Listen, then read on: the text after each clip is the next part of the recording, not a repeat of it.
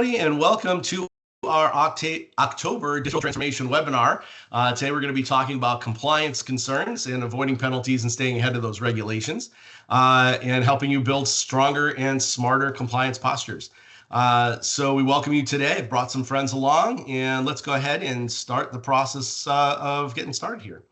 So just a little bit of webinar housekeeping as we kick off. The Q&A is active for this, as is chat. If you have any questions, comments, or concerns as we get rolling, and you want to go ahead and either throw something in the chat or put a question in the Q&A, we will monitor those as we go. I will say we're double booked today. So normally Kat Irizarry on our events team is lurking in the background, but we're also running an in-person event in our Melville office. So unfortunately, Kat's not here. So I'm trying to quarterback this whole thing today.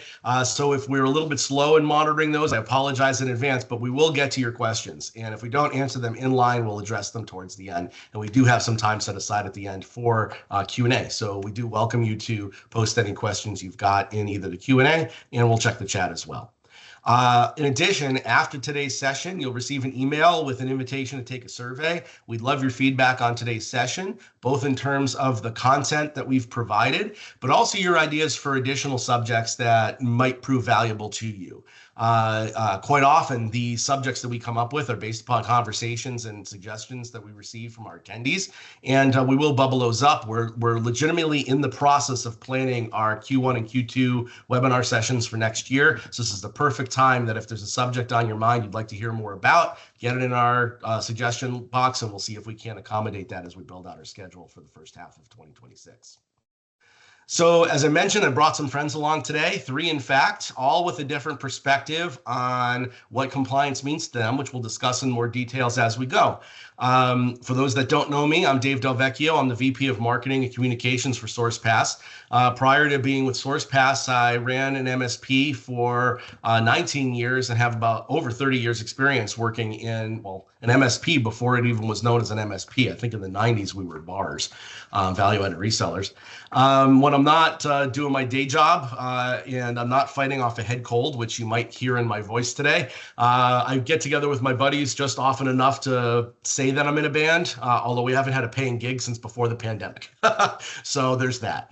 But also joining me today, and he shared this is the first time I've got him on a webinar, and I'm glad to have him because he's one of my favorite people to chat with on a regular basis. Josh Banyas, our VP of Internal Security and Technology. Josh, why don't you introduce yourself? Hey everybody, Josh Banyas, like Dave said, VP of Internal Security and Technology. I first was part of NST, which was a company acquired by Sourcepass. So between NST and Sourcepass, I've been doing this at this company for about 14 years now. When I'm not trying to make sure that things aren't on fire here and fixing things and making sure we stay secure, one of my hobbies is doing Taekwondo, which I find to be a lot of fun and rewarding. Currently a brown belt. Here's hoping to get to black belt soon. Awesome. Josh, appreciate it. Thanks for the introduction. And the next person I'll introduce is Thomas Flores. Thomas has an interesting position in that he helps oversee the teams that do both our compliance, governance, risk, and compliance services for our clients, as well as teams like incident response for our clients as well. So in addition, Thomas is one of the folks, along with myself and some others, that help administer our fantasy football leagues here at Sourcepass. So I appreciate that about Thomas as well. Thomas, how are you today? I'm doing good. So like Dave said, my name is Thomas Flores. I'm the Senior Director of Security Operations here at Sourcepass. I got my start back in 1999 working on network, telephone infrastructure, went on to go and support global organizations with, well, their intense security needs. I've done mergers and acquisitions for customers, especially where they've had high requirements in sharing sensitive information. I've been in the MSP world now for about 15 years. During that time frame, I've supported security initiatives at the federal, state, and local levels. And when I'm not doing that, I support several hundred customers here at Sourcepass. That keeps you busy. It does. It does. And then lastly, but not least, we've got Obaid Naqvi. Obaid is part of he's a security compliance officer. So he's the one who stresses that he's got all of the members of our, as we refer to ourselves, the source force, hopefully doing what they're supposed to be doing and not doing what they're not supposed to be doing. Obaid, how are you today? Doing well. Thank you for the intro, Dave. So again, guys, my name is Obaid. I'm the Security Compliance Manager for Sourcepass. Been with Sourcepass about 3 years now. Prior to, I've been in the GRC space for over 10 years. And basically my job is to make sure that our internal security controls align with the frameworks that we have to follow. In a nutshell, we try to do this without turning everyone's day upside down, right? So I'm the guy to kind of do that, and I have fun every day doing it. And when I'm not doing security compliance work, I like to do MMA, train in multiple disciplines. And I've been, I would say, been practicing MMA now for about 15 years. So That's awesome. that's a little bit about me. Very good. All righty. Well, I appreciate it all, guys. I'm going to just put you off screen for a second as we take care of a couple other items before we really start rolling. So this is part of our digital transformation series of webinars. We typically run these on the fourth Wednesday of every month, and they're geared towards IT decision makers in the organization who are forward thinking and looking at new technologies or big picture discussion items to be able to make informed decisions about technology in their organizations. We also offer a learning series, which is typically the second Wednesday of the month. Those are geared towards more towards getting out as much value from your existing investment in technology as possible. And you can find these as well as in-person events available on sourcepass.com/events. And we encourage you to take a look at our upcoming sessions. In addition to today's sessions coming up next month, we've got one of each series. The learning series is happening on November 12th. We're going to be exploring smarter data with Microsoft Excel, led by Jolyn Rinn, who is a regular presenter that, if for anybody who's been to our learning series webinars before, Jolyn's led many of our sessions on the 365 platform. So she'll be with us back again in November about Excel and data analysis. And then note the special day. I said we normally meet on the fourth Wednesday. That would be the day before Thanksgiving. So we've bumped this up a day. It'll be on Tuesday, the 25th. Will be our November digital transformation webinar about how smart companies can scale IT. We work with a lot of businesses who are hyper growth, and they have some unique challenges. So we're going to be diving in deep with Matt McCarthy and Deepak Panchal on how we structure engagements that help companies implement IT when they are in a hyper growth environment. So in today's discussion, we're going to talk a little bit about specific compliance frameworks that many of our clients face and we face as well. We'll also talk about ways that compliance and security are not necessarily completely interrelated, that there are some differences between the two. And then we're going to hear from all of our participants on what compliance means to them. Where the bulk of our conversation is going to reside today is going to be talking about both the importance and the goals of documentation and policies, what are your greatest risks, and how you create a culture of compliance in your organizations. We're also going to talk a little bit about automation and tools that are available and ways that you can actually automate some of the compliance packages and ways that we do that currently. And then we're going to talk about the importance of managing third-party risks. If vendor management needs to be a part of any of your compliance work and efforts. So let's jump in. There's an alphabet soup of quite often industry-specific, sometimes geographically specific frameworks that are out there. One of the first that really started to gain teeth over 25 years ago was HIPAA. If you've been to the doctor's office in the last 25 years, you've probably had a review and accept their HIPAA compliance policy. And soon thereafter, you had things like FINRA and SOX compliance hit finance.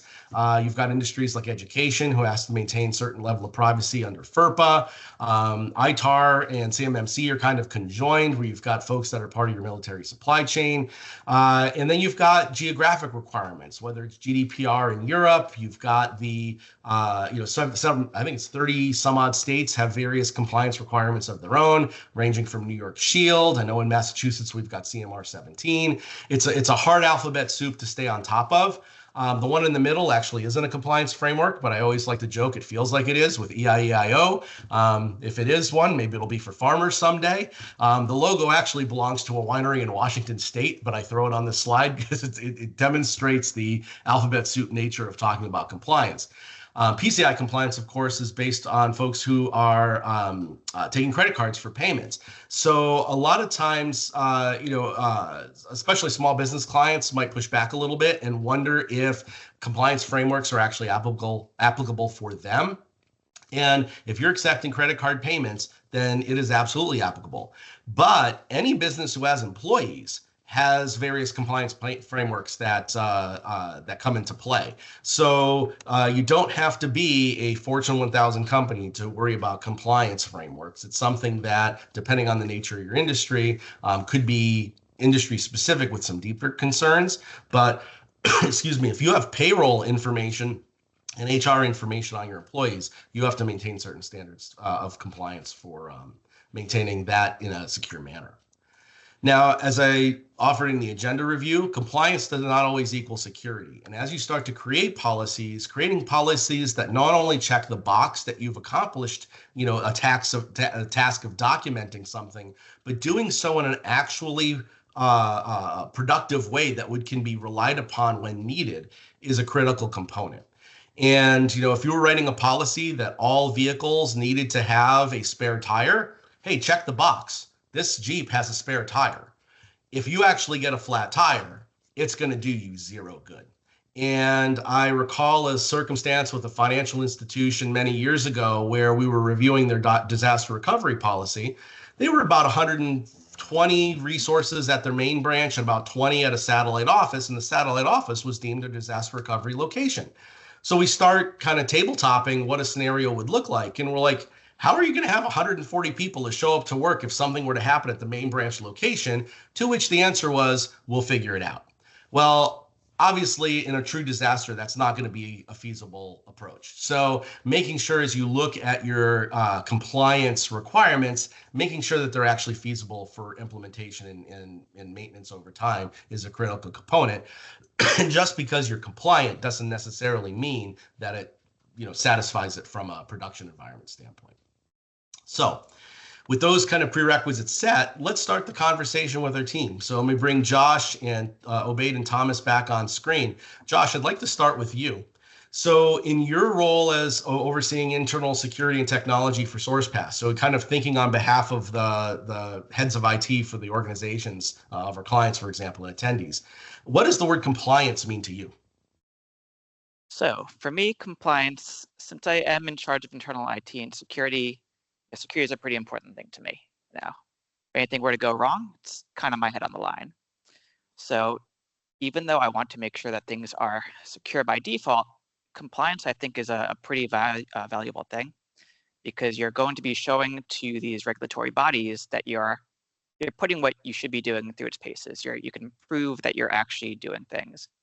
And there are times where I find it can be pretty helpful to have this framework where, there might be a thing that you do in practice, but you might not be reviewing, or you could find ways to improve.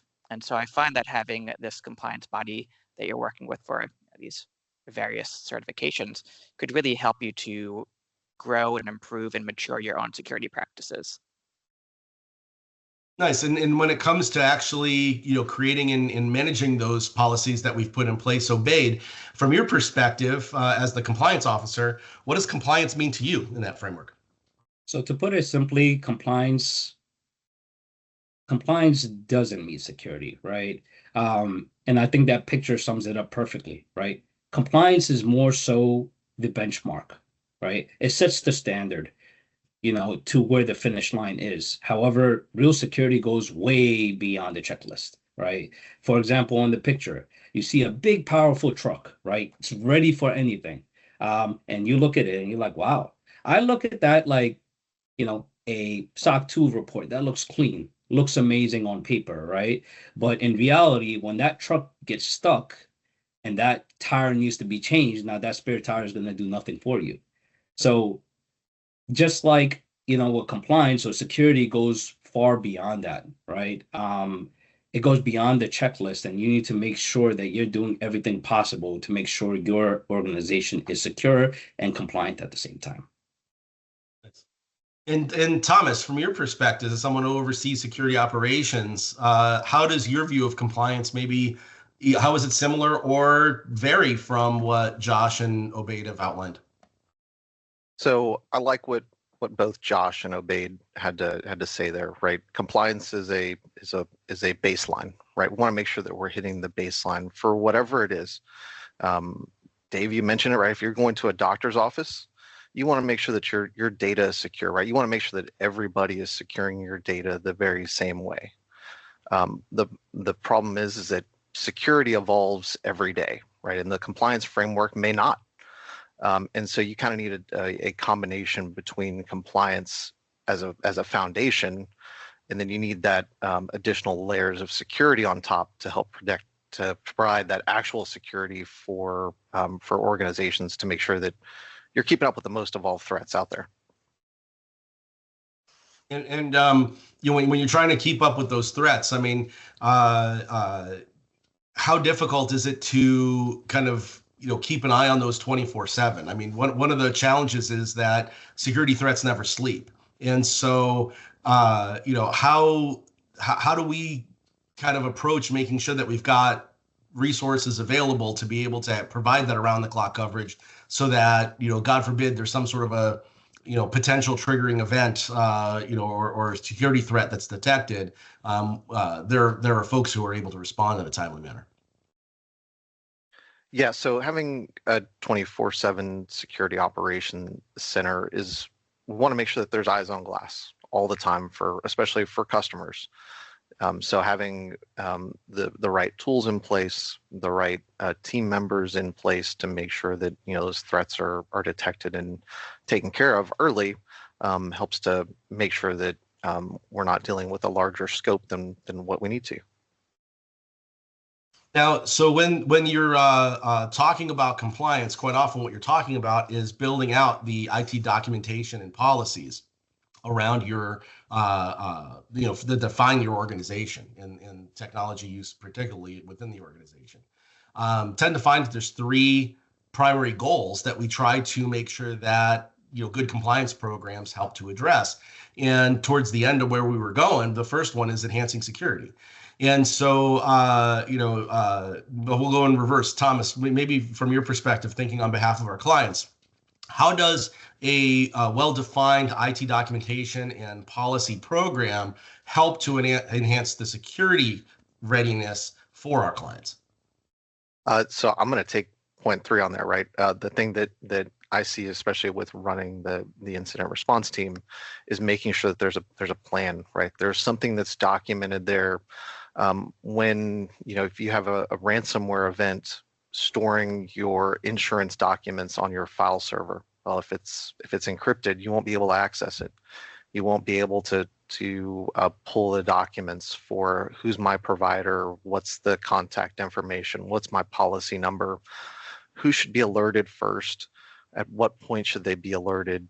Having all that documented and in place makes the process fast. It makes it smooth, so you're not wasting time trying to determine who should be doing what at what particular time.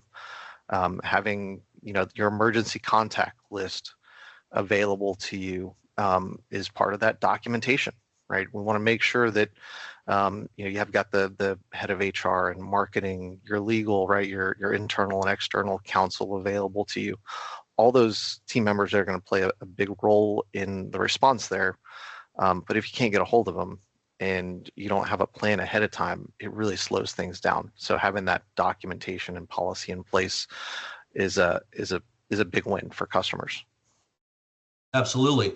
And Josh, from your perspective, you know, I often say you've got one of the hardest jobs in the company, because to be responsible for security and technology in a company of technologists is got to be a thankless role sometimes, because you're dealing with a user base that are intelligent enough to try to undo the guardrails that you're putting in place, right? So looking at, you know, from a Sourcepass perspective, how does having solid IT documentation and a policy framework in place help with enhancing our security? So what Thomas was talking about with the incident response plans, that's very important. But to touch on the access control, I think that is also an important thing, because like you said, we are a technology company.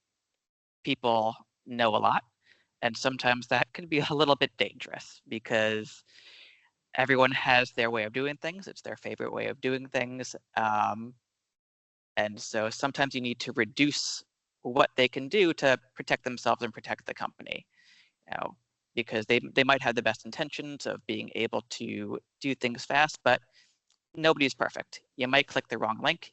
You could potentially introduce something malicious. So I think the principle of least access is a really important thing to make sure that based on their role and their function, that they should have the access to do only what they need to do and nothing more. And exceptions might come up, but you have to have a process for that.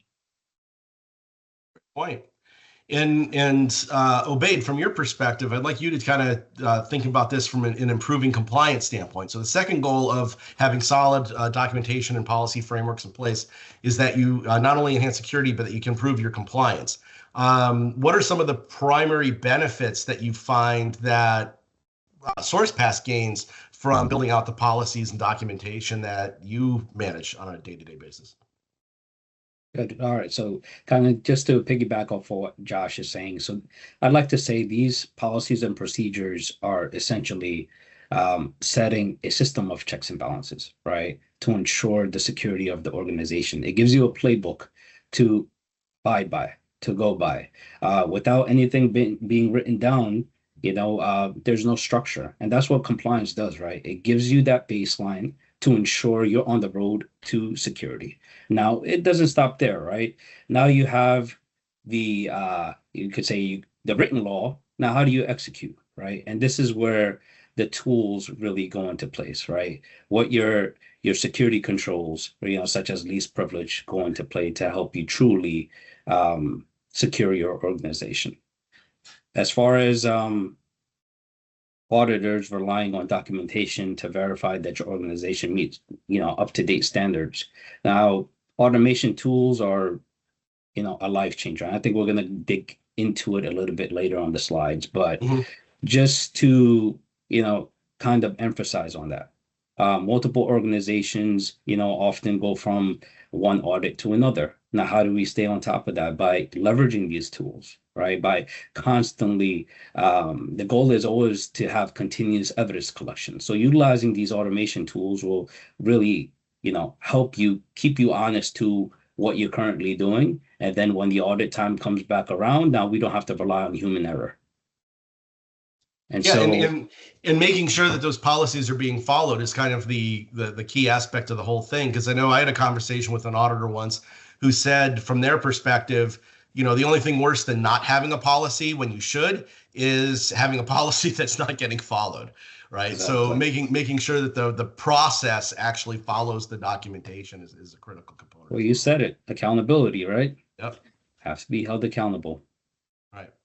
And so, it's great to enhance security. It's noble to improve compliance. But from a business owner's perspective, quite often, you're looking for a what's in it for me standpoint from a business standpoint.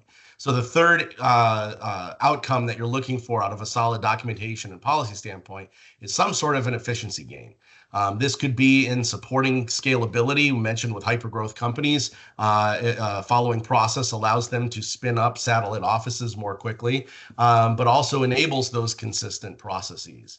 So, Thomas, yeah, I guess from your perspective in supporting, having the GRC team supporting some of our clients, how often are the clients coming to us with the efficiency gains being a primary consideration over security and compliance, or is it more of well, if we've got to do the compliance anyway, then we should at least figure out a way that this makes us a more efficiently run business? Usually it's the latter, right? I know the benefit, right, of having documentation is that everybody's on the same page. It's hard to run an organization when you've got different teams having different understanding of what the process should be. So seeing that, right, you're putting a process in place, you've got that policy as well, helps to bring about that efficiency gain. But really want to make sure that everything's in alignment, make sure that everyone is following it, and making sure it's distributed properly to everybody that needs to be understanding of it. Absolutely. And Josh, from a Sourcepass perspective, when you talk about things like new employee ramp up, right, and the ability to to spin up new employees, what sort of efficiency gains have you noticed Sourcepass has gained through our compliance efforts? Whether it's been lessons learned through the ISO 27001 or SOC 2 programs or otherwise. Well, I do think that through our compliance efforts, we've learned a lot of lessons. A lot of that has to do with how the organization communicates internally, what departments have to speak to each other, because you have HR that's dealing with the new employees pretty much from the start and bringing them up to speed, showing them our policies, making sure they do trainings. And then you have things like IT making sure that equipment's ready, it's shipped out, that credentials are set up. There's a lot of complexity. You have the handoff to whatever department that they're being onboarded into. You have to make sure that everybody is working together. And I think that through our compliance effort, we've learned a lot of lessons and have improved a lot over time because of that. Excellent. And I know one of the biggest challenges for a lot of organizations is understanding where their greatest compliance risk exists. So for folks out there, I'll give you a second to try and answer this question in the chat if you'd like. From your perspective, where do you believe your greatest compliance risk lies? And we'll give folks a second to pop an answer in the chat if they want to try and go ahead and do so. Because we definitely have seen a consistent factor be the most critical, greatest compliance risk at quite often with the organizations that we work with. No takers? All right. Quite often it's your org chart, it's your people, right? The greatest risk are the users that are working your environment. When we do cybersecurity trainings and consulting, quite often I'll say, we can make an environment 100% secure. It also means your employees aren't going to be able to access the information, but because we'll be locked it down so tight. But ultimately, it's trying to build in the right safeguards to kind of mitigate the risks that your employees bring. Now, in order to get them on board with understanding that a security mindset is important, what you ultimately have to do is try and build a culture of compliance within your organization. So team, I want to kind of talk through some of the critical components of what it takes to build a culture of compliance. The first of which is leadership commitment. And, I know from a Sourcepass standpoint, Josh, for example, I know that you routinely provide kind of feedback to the executive leadership team on recommendations and so forth. So, how important is it to know that you're supported from an executive leadership standpoint to really understand that, and put weight behind compliance being one of the primary considerations and concerns for the organization? It is super important. It's one thing to try to create policies. It's another thing to not be able to get any traction behind them. To have leadership support you, it's a really important thing to do, because you can throw some rules at an employee and they'll be like, well, who's this guy? I don't care what he has to say. But if you got the CEO breathing down their neck, then they're more likely to take it seriously. Mm-hmm. Mm-hmm.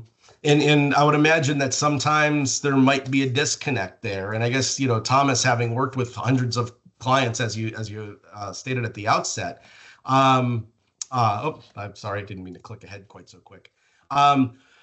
Excuse me. So Thomas, talk about leadership commitment from our clients. I mean, if they're signing on for GRC services, they're obviously, got some sort of a reason behind it. But do you tend to find that leadership commitment is kind of holistically there across our entire client base? Or is there a disconnect where maybe they're doing compliance efforts because they have to, but they might not understand the level of importance that it should have for the organization? Yeah, I think you run into a couple of different scenarios. You've got customers or organizations that are really serious and really behind the getting that certification, right? It's an entire organization goal. Usually in those types of organizations, there's a large backing by the executive level teams, and that's where we see the most success. Especially when it comes to the policies being adhered to, that communication and then the commitment is key there. On the flip side of that, we will also see organizations that are trying to tick the box, right? Like having a spare tire. And those will typically have less engagement from the executive team and are less successful. They'll make it through. They'll get everything that they need for their audit. It's a slower process if those executives aren't involved in it and have that commitment to that certification. Mm-hmm. Yeah, and making sure that information is not only kind of created and so forth, but disseminated becomes a whole other challenge. So, Obaid, from your perspective, I remember back in the day where a lot of organizations, they would go through these efforts of writing all of these policies and procedures, 3-hole punch them, stick them in the 4-inch binder, throw them on the shelf, and then go, hey, we're documented. Unfortunately, that doesn't really help much because nobody's going to pull that off of the shelf. I know internally, we've got all of our policies and procedures available for reference on our HR page, our Sourcepass people page.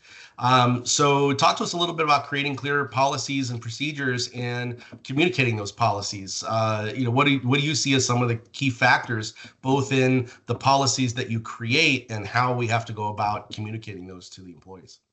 Gotcha. Well, first, I want to just emphasize on, buy-in comes from transparency. And that's why it's so important to, filter through from leadership down to our staff members. So writing clear policies and procedures are great, but they have to be relatable to staff, right? So that's why from our standpoint, we have to make sure that we're setting clear policies and procedures that are relatable and also understandable to our staff members, right? Mm-hmm. And we do that through, making security awareness campaigns that are not only ticking that box for compliance, but making it relatable for their particular job duty, right? How do we keep our organization secure? Why do we keep it secure? Only then is when employee buy-in goes into place. And, on their end, compliance stops feeling like red tape, right? And once you have that buy-in, after that, it flows seamlessly, right? And to kind of piggyback off the example that we had from earlier, and I want to keep it consistent with that, the tire, right? The spare tire. With traffic, right? Red light, green light. Without it, people actually knowing that, okay, the red light, green light analogy is helping to, keep traffic running smoothly, right? And there's a buy-in by, everyone, because otherwise there'll be complete chaos, right? Mm-hmm. And we'd like to try to apply that same process when it comes to our policies and procedures. Excellent. And then, I think one of the key components of any program is going to be to then educate people on the contents of those policies. I think, and this is kind of two-headed. You've got both the education on the policies themselves, but then also obviously basic cybersecurity training that needs to happen on a regular basis as well. I know in talking with the CISO of a financial institution once, he once articulated from his perspective, the biggest threat to his organization isn't the new employee who might not fully understand the policies or following them quite yet.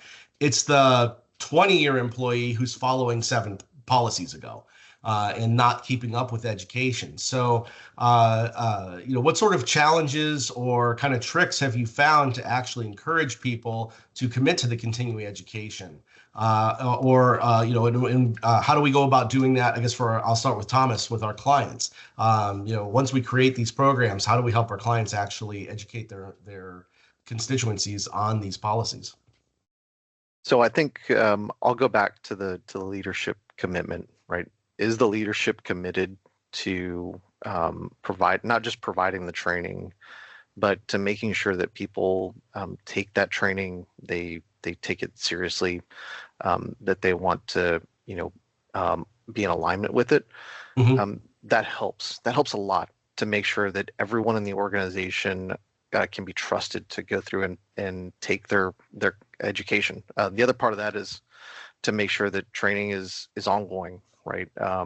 Not a once a year kind of training program, but something that's, you know, either monthly or quarterly, to make sure that security is top of mind, whether that be for social media or phishing or anything. There really just needs to be ongoing training happening. Yep. And I gotta share a recent little success story. I know we have a client that was having their employees were lagging a little bit on meeting their training deadlines. And so they had asked us for some help on ways that we could help them to have their people get these trainings done. What we ended up proposing was creating an organization-wide training day. And for folks that were in their primary office, which was the majority of their people, we basically set aside like a 2-hour window from 11 a.m. to 1 p.m., partnered with the client, lunch was brought in, and pretty much got almost their entire staff to complete their training requirements for the year and their re-education on policies and procedures over a 2-hour span as a kind of a group team building exercise in a single day. And so, I think that was a brilliant concept that was brought about by the CSM. I'll give Tyler a shout out. Tyler Deckman was the one who helped think through that program for our client. And it was a neat way to kind of have a little bit of fun while encouraging people to kind of, tackle that, climb that mountain, so to speak. So. We've already touched on this a little bit. I think a key aspect is communication channels. I think the leadership building in a communication, giving it some wind behind the sails, but also hearing the feedback from your employees and making sure that there's feedback that the content is kind of relevant is critical as well. Josh, you touched on that from an internal standpoint.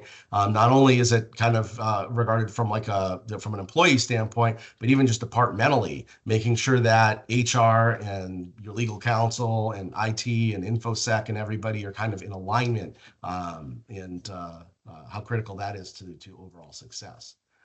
Incentives and accountability. So I think use the example on the training session that Tyler put together for the client was a neat way to build in incentives. Thomas, if you would have heard of any other kind of unique ways that people have built in incentives and accountability to get certain trainings done? One of the more interesting ones that we've seen is around gift cards, or it's just been one of the more effective ways to go through and make sure that, hey, if you pass, your security, if you complete your security awareness training by, X day, you're qualified for a raffle, or you're going to get a $5 gift card to a local coffee house. Those types are always good. And then I've also seen it tied to the actual employee, oh my goodness, their employee reviews, right? Have you taken this, right? This is a requirement, right? It's a part of the job responsibilities. Think about something like in accounting where someone's approving wires. Well, they need to know the best practices and the safety and how to safely approve a wire transaction, right? It's a part of their job to make sure that they're checking all the information for the wire lines up with what they've done historically, and to contact the right people if something seems amiss. So I've seen it both ways. And I know internally we've got a rewards and recognition program known as Work Tango, and we've leveraged Work Tango points to be able to incent certain people to get certain trainings done within a certain time frame. So there's a lot of different ways that you can approach incentives. The accountability half typically is tied directly to that leadership commitment. Priority for the organization and accountability. I think one of the most important aspects of any sort of a culture of compliance is it's a journey and not a destination. That those days of building those policies and sticking them on the shelf and considering it a completed project are done. I mean, Obaid, I imagine you don't create a policy and then sit around for 2 months with nothing to do, right? Like you're in a constant state of kind of revisiting kind of what's already in place. So talk to that a little bit. From your perspective, how do you build in a continuous monitoring process when it comes to maintaining policies for us internally? Gotcha. So Yeah, continuous monitoring and improvement is key essential when it comes to security, right? So just going back to it, compliance is great as a baseline. Now security, now you're dealing with the real life threats, right? And you look at in today's landscape of threats, right? They're everlasting, something new coming up every single day. Now, to take it a step further, how do we, help mitigate it by using tools that are accessible, right? Tools like for even small things like training and education. How do we ensure that staff are actually taking and passing these trainings on, on an annual basis, right? We have built-in tools like we use Noble for that have notifications built inside of it, right? Where when as the deadline is coming up, you have those automated notifications being pushed out to ensure employees are taking them at a certain time, managers being notified. Similarly to using your sim, right? Same thing, you applying certain rule sets to take that even a step further. So with third-party risk management, leveraging a tool like security scorecard, right? Helping us risk our vendors because, that's an extension of our compliance now, taking on vendors, right? And how do we stay up to date by that? But leveraging tools like that. Of course, they're going to be baked into agreements and things of that nature. However, utilizing a tool like that is key because now we're staying up to date on real time on what's actually happening and we can take appropriate measures. Dave, I think your microphone might be cutting out a little bit. Oh, I think my internet might have blipped there for a second. Yep, there we go.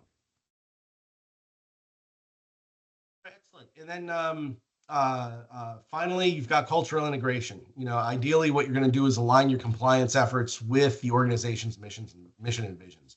When Chuck had kind of announced the Sourcepass kind of vision when we were first beginning operations as a new entity, pursuing SOC 2 Type 2 and ISO 27001 were articulated as a primary goal of the organization, because we're going to walk the walk and demonstrate that we take data security as an important component to what we do, and maintaining our clients' data is our primary, one of our primary goals. And so building in that cultural integration is a point that completes the circle back to leadership commitment, and hopefully helps aid finding the good results of not only improving your security, enhancing your compliance, but leading to. Great. So let's talk a little bit about the documentation process and how there's some automations that are available. And I've got a few questions here that we've put together. So I guess we'll start with from an internal perspective. How do we go about building and maintaining the documentation controls for our compliance process? And what sort of tools and automation do we leverage to help that process? So Josh, I'll start with you. Sure. What are some of the best practices that we use internally? Well, I think in terms of documentation, it's important to have a process, something repeatable that you can follow along very easily. Dumb it down as much as possible for somebody. But in terms of workflows, a lot of these things for compliance is going to be things like access review, testing backups, just a lot of repeatable things. And I think it's important that based on your policy, whether you've committed to doing these things on a quarterly basis, monthly, annually, that you have a workflow, ideally something like a ticket system, where you generate a ticket, you assign it to somebody, you say, this is what you need to do. We need this for compliance, make sure you get it done. I think that's a very easy way and effective way of making sure that we follow these requirements. And Thomas, from for the services we offer to our clients, how are they similar? How are they different than what Josh just outlined? So it's very similar, but one thing I would add is that everybody has to understand what their role is when it comes to documentation. it's easier when everyone documents, right? Knowing what the change is that, happened, and tracking it from the submission to its completion, and documenting along the way. It's a whole lot easier to document something as you're working through it versus trying to revisit it at a later, date and time. So really just making sure that everyone's documenting all their changes, and it being stored in a, like Josh said, an understandable way, and that we're documenting the right items as well. Obaid, did you have any thoughts, similar, different? Oh, to keep it clear and concise, I would just emphasize on the word automatic. I want to stress again, utilizing automation as your best friend, right? We don't want to rely on human error. And I could go on and about that, but it's only gonna further define and make your process even more efficient by leveraging these tools. And we touched a little bit on it before, but let's kind of view this through the lens of preparing documentation for an audit. So it's one thing to be preparing documentation to document your processes and for kind of internal purposes, but when preparing information for an auditor, whether it's again, division of banking in a financial institution or whatnot, how does the process differ, or is it exactly the same?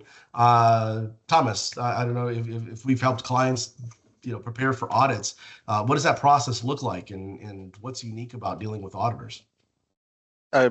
One, auditors love it when everything is handed to them and it's labeled and it's all clearly defined. Who doesn't like that, right? It's the easy button, right? You can go through and tick and tie what controls match up with what requirements on there. So really making sure that your organization is accurate, that it's organized and it's ready to go. That really puts the auditor more at ease in terms of working with them. And we see it as a pretty big benefit to preparing early for your audit, and always be prepared for it. Mm-hmm. Obaid, are you the person who primarily works with when we're going through any of the audits in regards to our ISO and SOC 2 Type 2 certifications? Yes, I'm that man. And yeah. So how far in advance of the auditor's arrival do you start preparing for their review?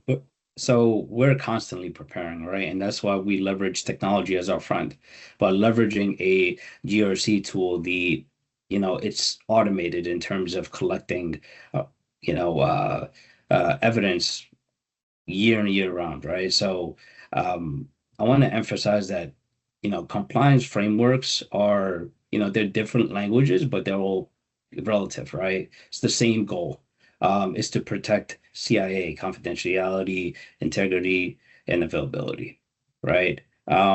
So by leveraging those tool sets, you can connect the framework like a HIPAA, like a ISO, like a PCI, and it makes the process a lot more defined and seamless as you go through these audits.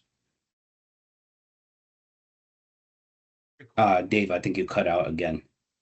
You know what it is? So I appreciate everybody's patience, because to me, I sound like a frog. I'm sipping tea and I popped a lozenge before. I've been fighting a head cold. I actually think Teams is not recognizing my voice and I'm being noise suppressed. So I apologize for that, but technology is noise suppressing my scratchy throat. So, fun with technology. But Obaid, you actually helped cover some of these concerns about third-party and the importance of third-party vendor management and managing vendor risk as part of a discussion previously. So let's revisit that and dive into it a little bit deeper. I think a lot of folks get, obviously they're focused on their policies and procedures, but don't necessarily think to ask the depth of questions of their providers. And the fact of the matter is, if you have some sort of an incident of your own, you're going to be relying upon your vendors to help in your recovery efforts, are they prepared for that? Do they have, what happens if the disaster is regional and you have no access to some of your vendors that are local because they weren't as prepared as you were for that regional disaster? So, Obaid, as you're looking at documenting vendor management, from a compliance standpoint on behalf of Sourcepass, what are some of the key things that you're looking for to qualify or disqualify a vendor from our vendor list? Sure. Yep. So vendors, essentially, they extend our compliance boundary, right? You have to treat vendors like internal assets. You can outsource a service, but you can't outsource accountability, right? They're all interconnected. So making sure that you have a rock solid vendor tier process, right? From anything from critical vendors to, your lower risk vendors.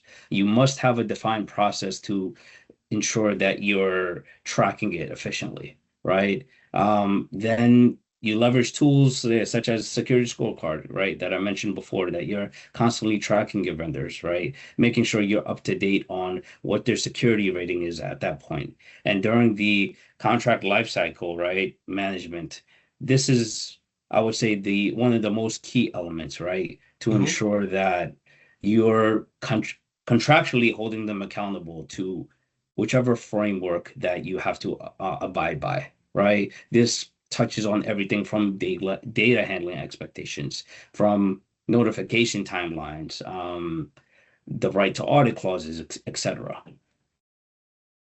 And so, Josh, as maybe you've looked at either existing vendors or considering new vendors as part of the overall Sourcepass solution stack internally, have you had any notable instances where you've disqualified vendors as part of that analysis?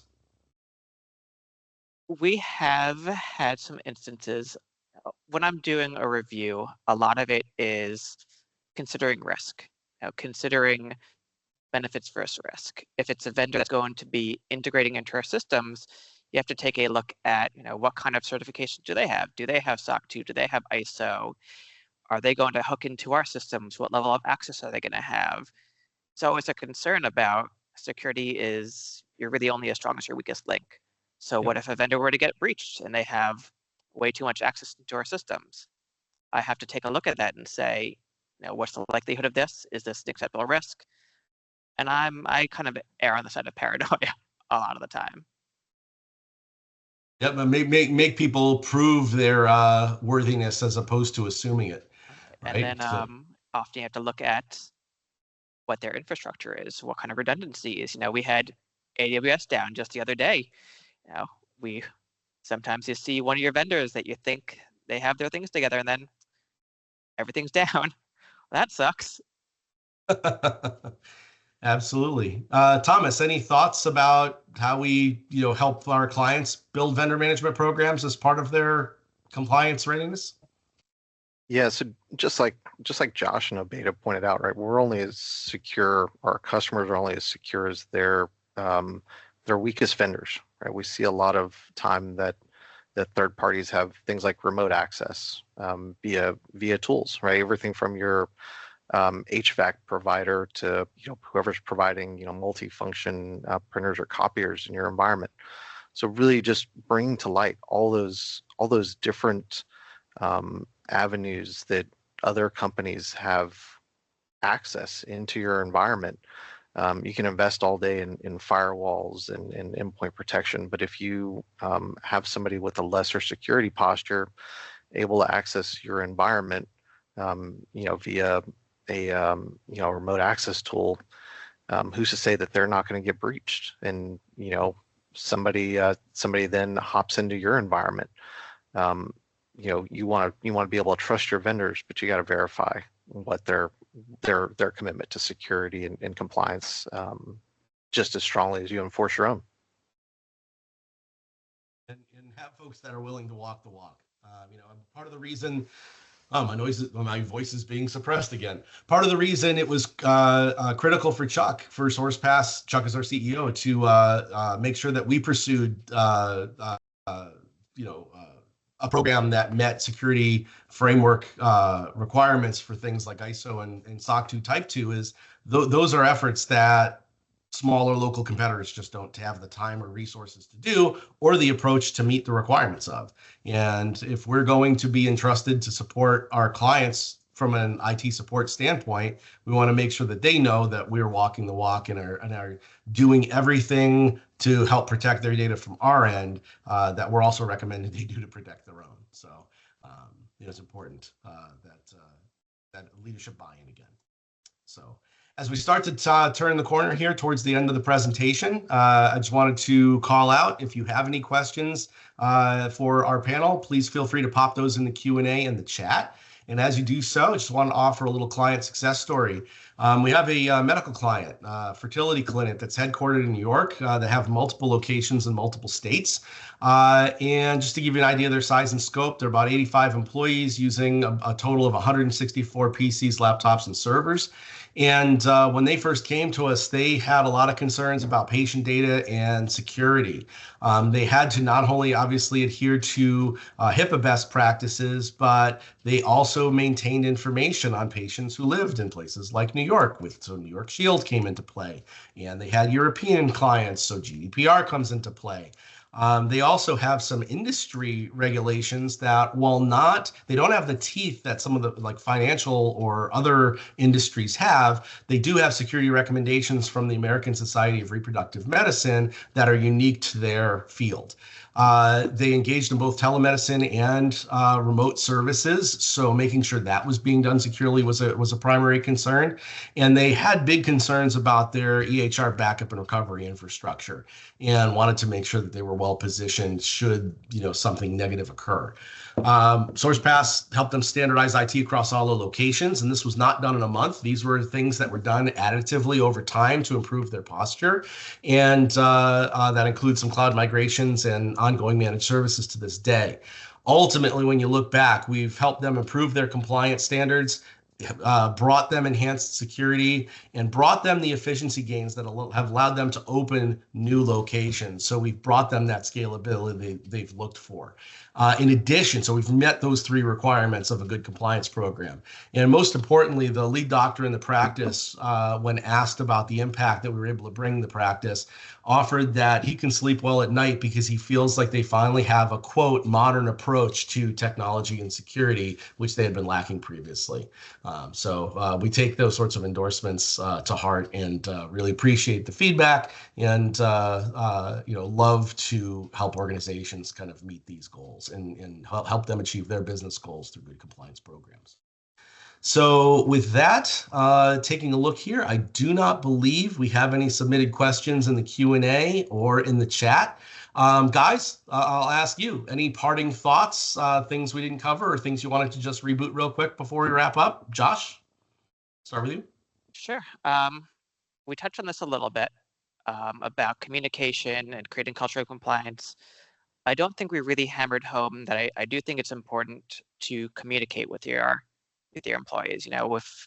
If you're implementing security and it's a pain in the butt, I think it goes a long way to explain why you do things the way that you do. A lot of times, people might be like, this is crazy, you're hampering my productivity. But once you just take the time to explain it, people are usually pretty understanding. And I think that goes a long way to get people to buy in to a security posture. Just going with it. Makes sense. Thomas, thoughts? Yeah, for me, just having a goal, right? If that's to be, alignment with NIST or CMMC or HIPAA, and just understanding that compliance is necessary, right? Once you make that commitment, but then always keep an eye out and keep adding items that are going to address the day-to-day security to modernize your detections and make sure that there's a lower risk of an incident happening. Very good. Obaid, any final thoughts? Yeah. So I just want to emphasize that if you're an organization that's doesn't really know which way to go, and you're kind of overwhelmed by all the frameworks, I would just like to make a suggestion. You start small, right? You start small with any framework, right? Pick it as your baseline, and then you map others over time, right? Like Dave said, right? It's a marathon, right? There's no end to this. It's you just have to start and just make a practical goal to improve it over time, right? Think Kaizen, right? Small little changes over time, and then ultimately you want to become a well-oiled security machine. So I'd like to end on that note. That's perfect. Guys, I appreciate your taking part today and each bringing your unique perspective to the compliance discussion. If you want to have a further conversation, please feel free to reach out to your client success manager, or feel free to email events@sourcepass.com, and that comes to me and Kat, who I mentioned earlier, and one of us will put you in touch with the right person. Appreciate your time today. If we hope to see you at future events. We are finishing right on the post at 2:30, and wish you a good rest of your day. Thank you, everybody. Take care, everyone. Thank you. Bye.